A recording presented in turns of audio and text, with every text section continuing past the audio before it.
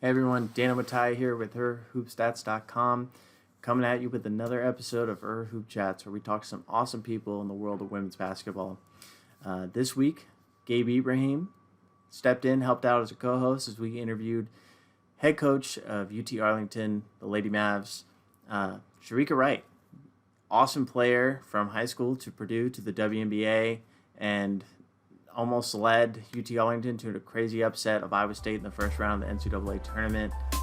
Awesome talk with her. She's incredible basketball mind. Really cool thoughts on the transfer portal. I really hope you all enjoy the episode, and got some awesome things coming. Enjoy. So everybody listening, it's Thursday, March 24th. We are blessed to be joined by the head coach of UT-Arlington, the Lady Mavs, Coach Shereka Wright. And for those of you who don't know, Shereka Wright was a absolute baller in her playing days, from the legendary Coppers Cove, Texas. I'm a Texan myself. I was born and raised in Houston.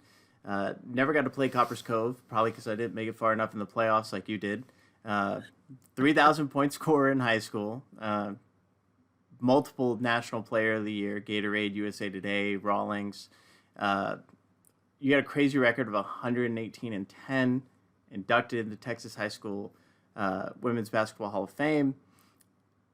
That's crazy. So you were already a huge name. You go to Purdue, 3-time All-American, hold so many records, most outstanding player awards, all-tournament team as a freshman, made it to the national championship game as a freshman, leading your team in scoring. It's easy to see with that fearless attitude of a player, how your team kind of really embraced that from you. Mm-hmm. Yeah. I think, right, you hear this all the time, the team takes on the personality of your head coach, right? And I truly believe that. It's something that I've learned, obviously playing for Christy Curry at Purdue, and then her giving me the opportunity to be an assistant coach under her for 12 years, and then playing or coaching under Stephanie White, who obviously, is a all-time legend, in Indiana, and obviously All-American at Purdue, and obviously what she did with the Indiana Fever. So I had a lot of great mentors to learn from. Not even to mention some of the other ones, Katrina Merriweather, who is at, Memphis now. So a lot of people to learn from, but I thought our kids really excelled this year. It was what all I envisioned, because I knew I had a really good team. I had great pieces, and especially at this level, at the mid-level, we had great size across the board. And so I think that is what gave us the ability to be able to play with some really good teams. We just didn't have enough because, injuries happen, right? And, eventually at some point, right, the ball has got to bounce away where the teams miss shots or miss free throws, right? That's what we was hoping against Iowa State kind of happened, that some of those threes didn't go in, because I thought we played them tip for tap. And I didn't think we would get out to a double-digit lead against them.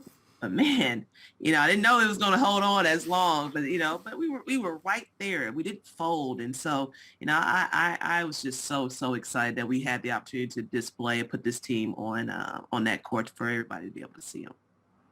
Yeah, it was awesome to watch. I remember being on Twitter earlier in the day, and Sydney Colson reveals her bracket and shows y'all winning in the first round. And she's like, I know the coach. And, sure enough, everyone is getting shocked when you jump out to that huge lead. And, you led for 35 minutes of the game.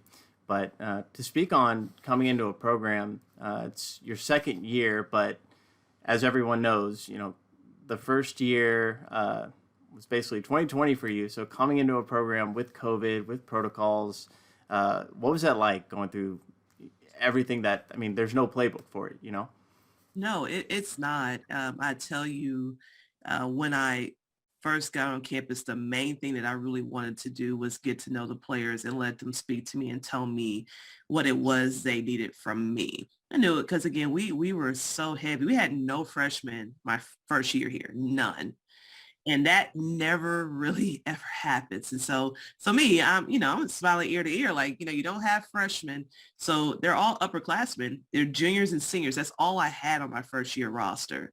of here coaching. And so took my time to really get to know them, to see what really they were passionate about, what their goals were for basketball, for life, for academics.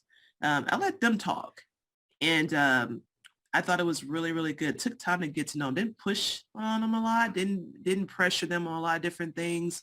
But then COVID, right? We had to deal with that. And we had so many different stoppages that I was really, really concerned about, because you're talking about the mental piece of it and then trying to get back in the gym and compete at a high level. And I think we stopped about 3 or 4 times and lost some key players. But with that, I thought we managed it all to be able to go into conference play, compete, and finish second in our division behind Lafayette, that we only got a chance to play once. And so there was a lot of growth. But I remember when we lost in that Sun Belt Championship to App State in that first game, I just talked to them, they needed to remember this, but I told them we needed to be tougher, and understanding these experiences have to teach us to be better from it.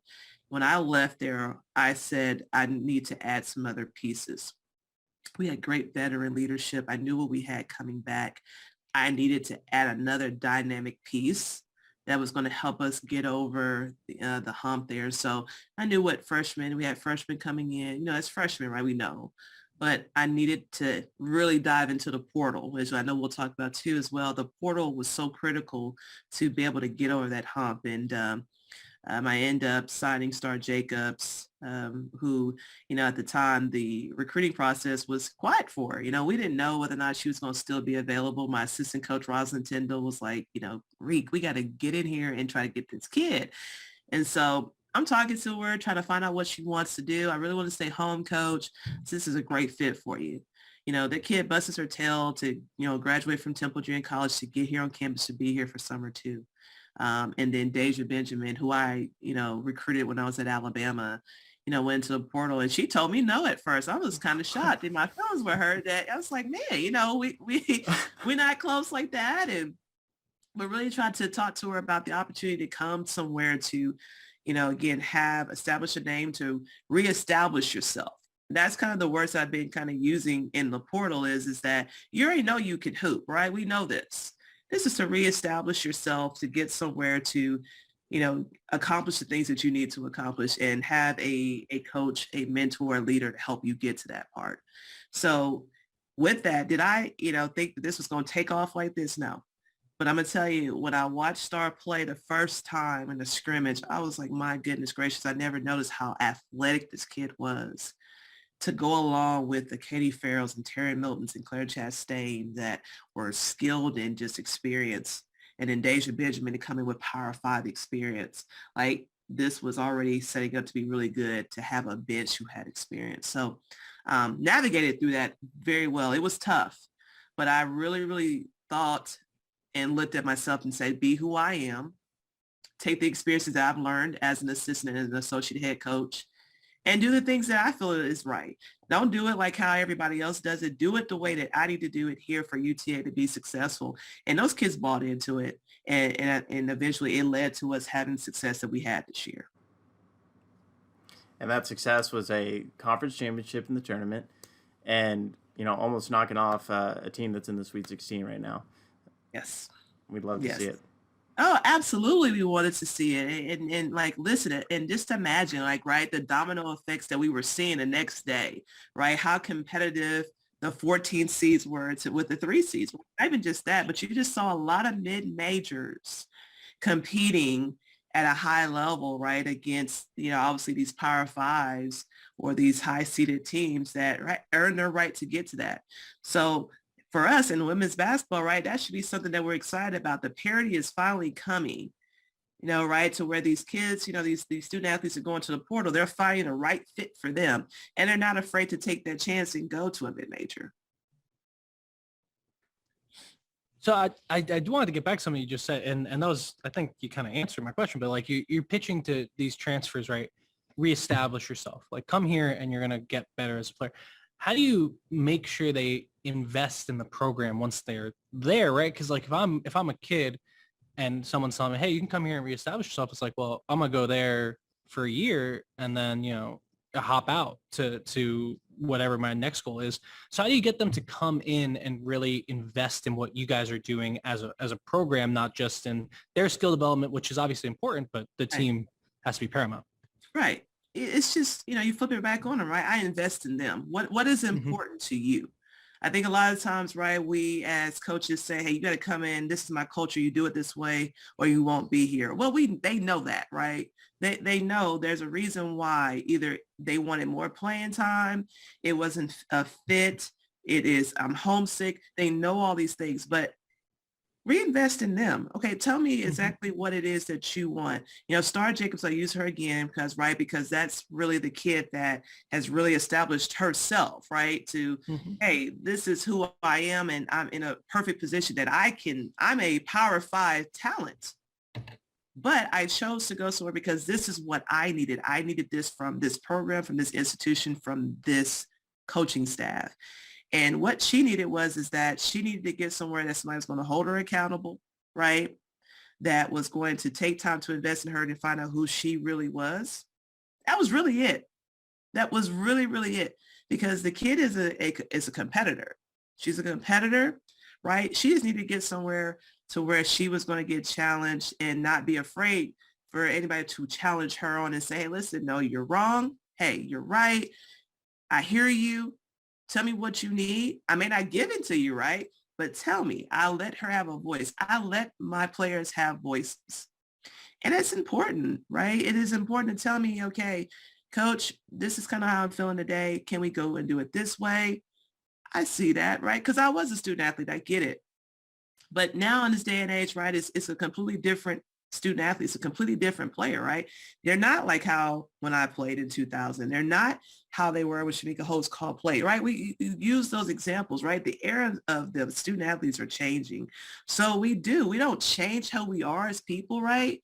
But we adapt to the culture and we adapt to the players to make sure that they get the best experience, but so we can get the most out of them. Some we help, some we don't. That's why that portal is there. And I think for me, the portal is okay. Some of them want other things. I don't knock the portal. I really, really try to make sure that I help that student athlete when they're here to make the most of their situation. They choose they want to go into the portal. They have their reasons for them. I do not knock them. And I tell them, they can always reach out to me if they need help from me. Because I get it. I understand it. Yeah, I feel like there's a lot of negative energy sometimes. Like talking about the portal, I think I saw there was like 600 Division I women's players in the portal right now. So, I mean, it seems like everything you're saying, it's great for, mid-majors, great for the players themselves to find the right situation for them. Right. Absolutely. But they also got to do their research, right, too. Understand if you choose to go into that portal, you may not end up where you want to be. Yeah. Right. It's a twofold piece of it. You got to know why you're going in that portal. And you got to also understand that you could potentially, right, end up somewhere that's not where you want to be, right? If a kid is going from a Power 5 and wants to end up at a Power 5 again, that may not be that roster spot for you there. Yeah. Right. Because again, who's losing out on this, right? You got high school student athletes that are coming out who are just as talented, right, that they want to put in their program. But there also may be Power 5s that know that, or mid-majors know, I got pieces. I just need to plug in certain kids because I want to do this because they got 2 years to do it all. So it's twofold. So you got to do your research and understand that you're okay going into that portal because leaving this institution is not the right fit for you for your personal reasons. Or for that coach is telling you that, hey, listen, right? There's nothing wrong with saying, hey, listen, I want you to be successful, but you're not going to be successful here. And it's okay to say that. I think a lot of times that people, we get knocked for that. Yeah. We're just being honest. You're being honest. And this is just not that fit. I know you want to play it. And I think that where I see you at, I don't see you involved in that piece. And I don't want you to be miserable. And it causes conflict within the team, between me and you, because that's ultimately not what I want to do. But I want to be honest. And so, I just learned, hey, this is just the way it is. I mean, it's no different if for us as coaches, right? We don't get the job done. Yeah. We get fired. Yeah. So, I get it. So I think that's a big piece of it. How do you deal with the dynamic though? Like you mentioned, like you have high school kids getting recruited to these programs and then, suddenly someone shows up and they're further down the depth chart. So how have you dealt with in your recruiting, just making sure that people understand that dynamics can change and the roster construction changes? Like, how do you keep people mentally involved if they've been recruited and now there's someone over them? Well, I think, what we do on our recruiting visits when they come on their visits, now obviously COVID year was different, right? We're doing the Zooms to try to recruit, an individual and their families. We do a depth chart. We put that depth chart up there so they can see by position. I don't lie. I see by position and I tell them, but I like to recruit versatile players because again, that's the way the game is going, right? You may be recruited to be able to be a point guard, but if you have the size, and the ability to shoot the ball, we can swing you, right? We can swing you to play different positions. I'm just honest. I tell them this all the time, as a freshman, you compete, you show me you get in the gym, you show me you're locked into it. I'm going to play you, right? Because ultimately you look at the teams that are being successful right now, they got about 9 or 10 deep that they can go into late in the run with that. But at the same time, if you're afraid of competing, you're afraid of, you're being uncomfortable, I'm just honest with them. And I play as a freshman. I was playing with the likes of Katie Douglas, who was an All-American. And I know I didn't have to wait my turn. I just knew every day I was going to get challenged. And Kelly Kamara, who's at Marquette, right, those players were already there. They won a national championship. I didn't care. All I knew is that my mentality was that I'm going to respect them. I was going to compete. And that's all I think that is about. And sometimes you may compete, but you just have to wait your turn. And how many of those freshmen are waiting their turn, right? Like how it used to be. You just waited your turn. You had freshmen that players who didn't play until their junior year. And I know it's not the same that way right now because you got the portal. But I think the ones that understand that, right, continue to have success. And I'm going to be honest with you. That's why we've had success here because the Terrence, the Katie Farrells, the Claire Chastains, they waited. But they also got a chance to learn. They stayed in the system and they also helped with those freshmen and say, hey, listen, they can tell those stories. I didn't play my freshman year, but I waited my turn. I was competitive. I was locked into that. So I think you have to use your upperclassmen as well too. When you don't have that, that's where your assistant coaches come in, and that's that play of that relationship with the player to coach. I have those conversations as well too, but those assistants are so vital. And as I know, because that's why I was a damn good assistant because I got that piece. And I spent that time of developing those relationships to where, they got it and they understood. But all of them didn't do it. But for the majority of the time, I knew that was my responsibility, was part of that. You touched on it a bit earlier, but with recruiting in regards to the transfer portal, how important is it to maintain those relationships, even if, you're recruiting a player so hard and they don't commit to you, they go somewhere else? I feel like now it's a whole different ballgame. It's important. It's absolutely important, right? Again, it is, Deja Benjamin, right, recruited her. She did commit to us, right? I left to take a different position to grow as an assistant. It's important because, right, those kids pop up in the portal. So when you do call them again, Coach, I do remember you. And I do remember we had great conversations. You wasn't disrespectful. You understood, right? We get told no all the time. We get told no all the time. But, it's always that lasting impression. I always tell our kids that you get a first time, you get a lasting impression. And I always say, hey, listen, I always wish you the best. Now, my number won't change. Wherever I go, my number's not changing. So just know when you see this number pop up, don't take that out of your phone. I don't take numbers out of my phone either. I keep them because, eventually, you hopefully if that kid goes in the portal, you can absolutely call them. But, it may not always go that way either, right? Because they could be looking for something else too. So you can call them and say, hey, Coach, really, I enjoyed you in the process, but I just want to either get closer to home or I just feel like this is the better place for me to go because this is who I want to play with. Totally. Now, with regards to, Summit basically now is history for UTA. You're moving to the WAC conference. So the WAC conference will have 3 teams that were in the tournament last year, with Incarnate Word also moving over there. How do you feel about the new competition level? And then, you've got a lot of adjustments to make just with travel and then learning team personnel. It's going to be a lot of work on, I'm sure, your assistants and yourself and all the prep work. So how do you feel about the new level of competition? Well, listen, I think that it's always a positive, right, when you move into a new conference because it opens up other areas of recruiting for you. And so every time, we went to a new conference, when I started at Texas Tech, right, you knew the areas that you could recruit. And I may have wanted to recruit Georgia a lot, but I couldn't, because, Texas Tech, right, that's another land in itself, right, in Lubbock. It's different. But when you go to Alabama, right, now those areas that you want to recruit, you couldn't do it before, you can do it now because you're right there. Same thing with Vanderbilt. I really wanted to get into Florida, but I couldn't as much, but now you can kind of recruit those. I love the fact because now, right, we get to recruit a little bit more of the West Coast a little bit. You have a lot of travel partners within the WAC compared to what we didn't really have in the Sun Belt. We just had us in Texas State. So, we're having to go to Louisiana and to Arkansas and Georgia. We're having to travel far east. Now you got travel partners, right, with Incarnate Word and having Stephen F. and Lamar and Sam, like all those people in your state. In Grand Canyon, right? Tap into your Arizona pieces of a little bit, right? You can go into their California. We always talk about there's so much talent in California that a lot of those players don't stay. We actually have a student athlete that's on our roster from California. I recruited her sister. So you build all these connections. So I'm excited about that. I'm excited that it's new.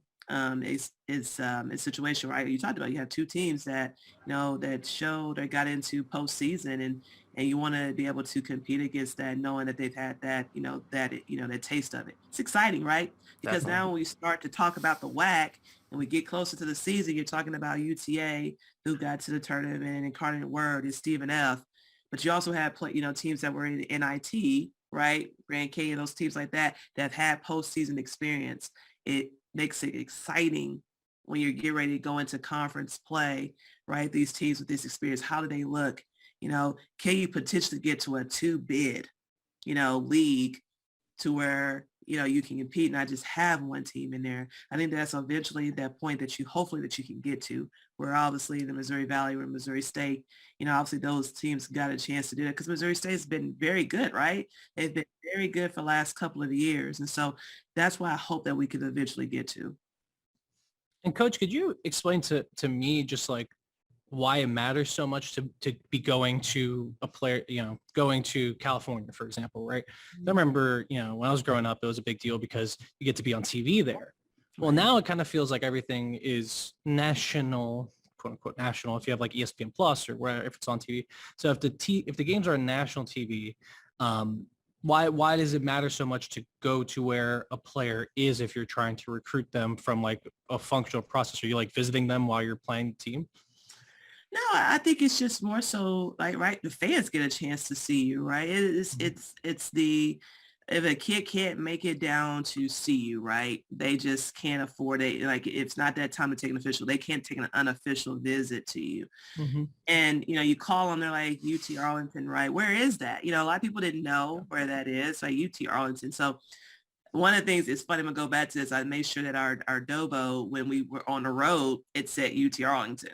And it didn't say Lady Mavs because you didn't know, right? Lady Mavs, you're at home. So people know who you are. I said, make sure you please put UT-Arlington on there so we know who they're looking for. But I think it's fans. I think it's a style of play. Players get to see how you interact with your team, right? Because they could be sitting there watching you and they're like, man, I love how that coach is interacting. I love how passionate that coach is. Because you probably don't get the same feel on TV, right? You don't probably get it. You may get snapshots. You may get me yelling at one point, but that's truly not how I am. But then you may catch me and I'm smiling in a next sense, right? But then you get to kind of see how I, again, may put or just console a player that needs that. Or it may be a situation you see my assistants being able to bring them to a side, or you see our players, how they cheer, they cheer for their teammates. It's a lot of dynamics to that in recruiting that a player may be seeing that she may say, hey, no, I really, really like how Coach Reed goes and she handles her team. It's different than what I may see from this other coach that may be recruiting me. And so the same thing I pay attention to, right, when I'm watching that student athlete, how is she interacting with her coach? Is she coachable? Because I know there's type of kids I can and can't coach. Not, you always have to look at me, right? Everybody's like, look at me. And now when I need you to look at me, I'm going to tell you. But I think it's this different dynamics of ways that I think that helps in recruiting, because there may be a kid that was never on my radar, that right from a town in California that I never even seen, but then she sends me a video where I saw you and I'm like, man, this kid is a hidden talent, right? Because at this level, you do have to find some of those. You got to find some hidden talent. So I think that's why I think it's important to be able to do that, because they don't get to just see you on TV. They get to see you in person.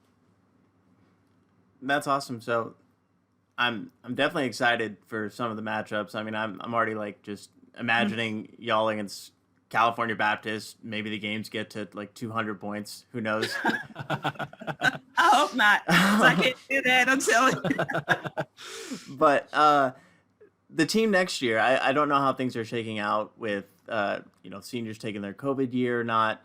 But what are you looking forward to most as far as like the personnel you have coming back and some of the freshmen you have coming in and maybe some transfers? Yeah, I think for me, one thing that I get excited about is that it's the off season and the planning of the off season, just to be able to orchestrate what that looks like. One of the things that, I did with our team was that, gave them the week off, and next week for Monday and Tuesday, I'm doing not exit meetings, but debriefing meetings. And, in those meetings, right, it is, hey, where are you? Where do you see yourself at right now? I need to know this. Or, hey, we got some things to discuss before we head into workouts. Because I do think it's important before your players head into off-season workouts. What are you taking into that? Exit meetings are when we won't see them for a while. I just think that it is, hey, this season's over with. What did you learn about yourself? And they should be able to tell you that. They should be able to say, hey, listen, coach, I really didn't like sitting on the bench. I didn't like that. Or coach, I really, really need to develop this to take this next level. Coach, I maybe, I want to move to this position and play a little bit more here. So that's what you kind of get to look at. You also get to find out from your seniors, right? I really, really love the experience, and I feel like we can take this another notch.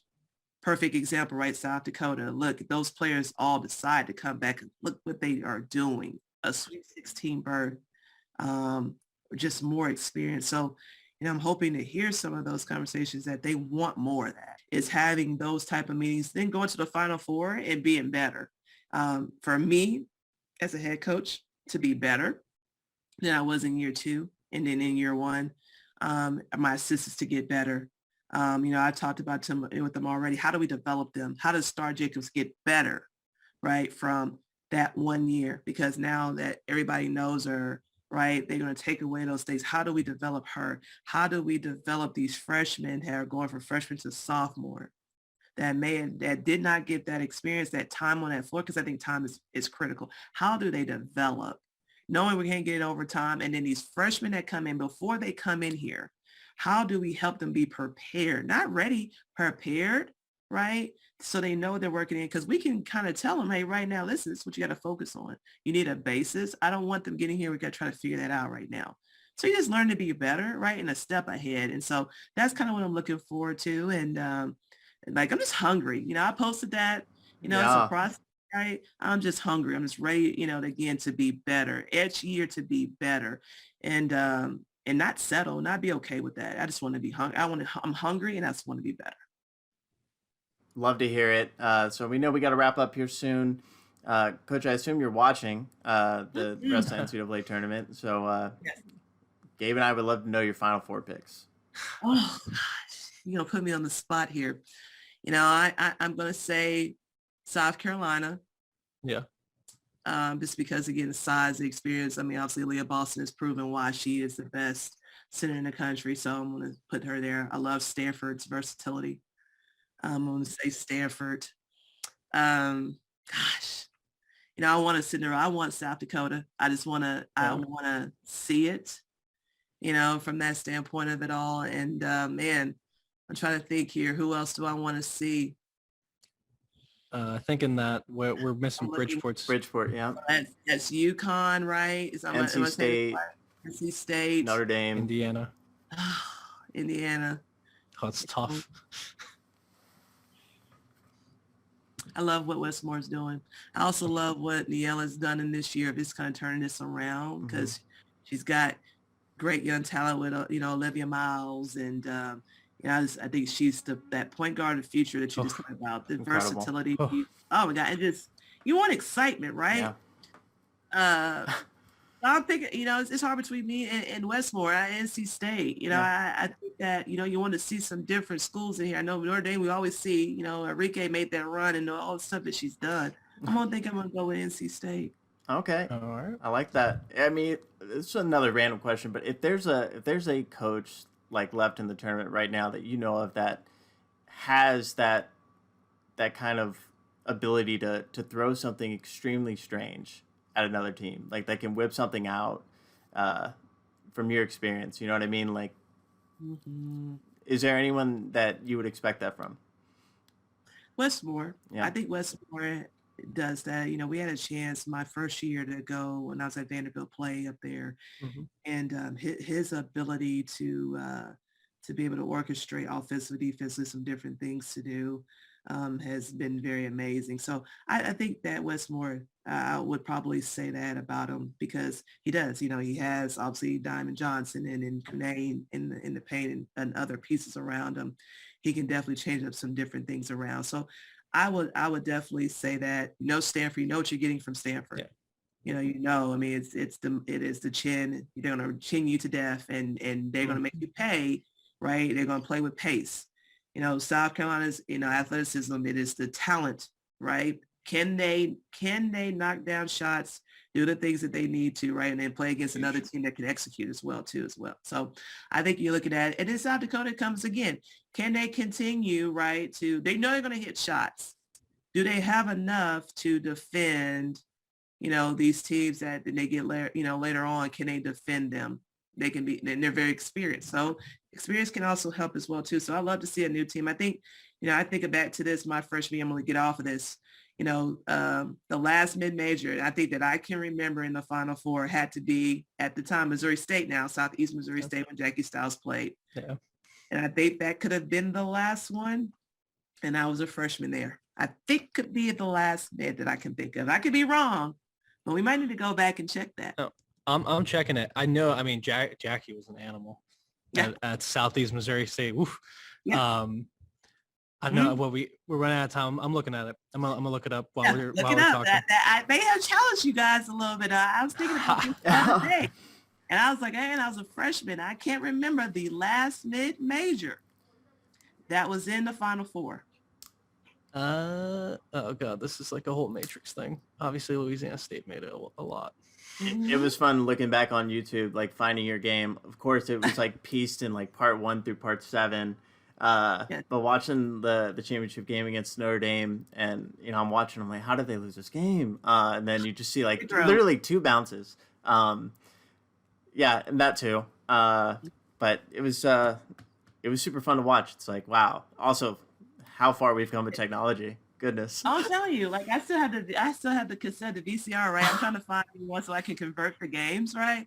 To be able to watch it, because I think it's always fun to be able to watch it with your players. And they're like, Coach, listen, you turned the ball over and you're not sitting in defending right and all these good things. But, listen, that was an amazing experience for sure. And headband wise, right? Headband, High socks comes along with that stuff too. So, again, I should have trademarked that because I'm trying to think now. I don't know a lot of people about players wearing that headband. Need to get them back to that. It's a big deal. So I'm looking at a thing from across the timeline. Let me see if I can pick this out quickly. It can't be. I can't think of it. It might be that Jackie Stiles team, because I'm not finding anyone. Because think about it, it would be a Louisiana Tech, right? Because Christy Curry was on that last Louisiana Tech team that got to the Final Four. That was in San Diego. She then goes over and takes the job at Purdue. That year before, right? This is the year after they won the championship, because that was the year that Purdue won. After that, right, I think you said Power Fives. My freshman year, Jackie Stiles. I can't remember. It's 2001, and it's Missouri State. If I'm wrong, someone let me know, but I'm pretty sure you're right. I think you should. I think we have confirmed it. I think we've confirmed it. Look at the encyclopedic knowledge of college basketball. Can't beat it. A historian as well as a great coach. Wow. Yeah, and listen, I remember that stuff, but it's always it's fun to be able to talk about it and hear somebody else's story. But I love the game. And listen, those were great times. So I would love to be able to see Amen Major get back there. I would love to see it. Well, let's hope we got South. I mean, I guess Creighton doesn't count, but South Dakota. Yeah. Looking forward to it. Yeah, they have a chance. Yes, they do. This is what I'm saying. We'll be sitting there tonight, so I definitely will tweet you because it's gonna be like, okay, well, we're watching right now. We'll be able to see this. But guys, this was amazing. I appreciate you taking the time and being able to spotlight, us. I think that is huge, and I appreciate all you guys are doing. It's awesome. Awesome. Well, thank you so much for coming on, Coach. We appreciate it, and hopefully we'll do it in person sometime. Absolutely. Hey, listen, you know how to reach out to me. You got my number. Absolutely. Please. All right. Thank you, guys. Have a good one. Take care. Thanks, Coach. Bye.